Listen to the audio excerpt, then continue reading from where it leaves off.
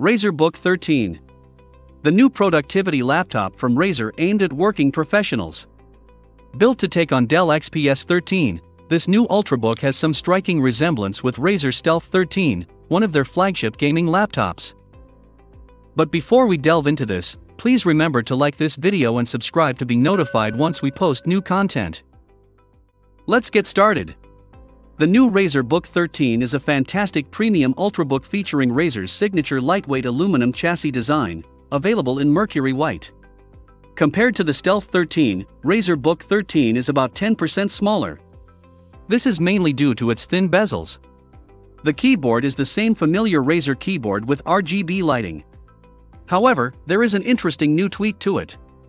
The keyboard now tilts about 1% with the full opening of the laptop lid. This definitely improves the air inflow for cooling and also improves the typing experience. There are two models available, both are powered by Intel's newest 11th generation Tiger Lake processors. The $1,200 entry-level model, which features Core i5 paired with 8GB of RAM and a 256GB SSD, or the Core i7, paired with 16GB of RAM and either a 256GB or 512GB SSD on both the mid-range and higher-end models, costing $1,600 and $2,000 respectively.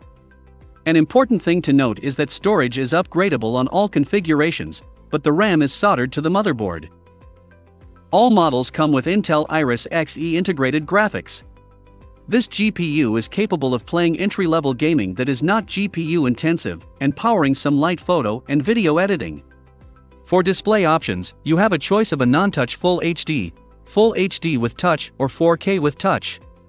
Full HD with touch and 4K with touch is only available on the mid-range and high-end models. All models feature 16:10 aspect ratio display with 60Hz refresh rate and support for Windows Hello. With a 55 watt-hour battery life, Razer claims that this laptop will give you 14 solid hours of uninterrupted power.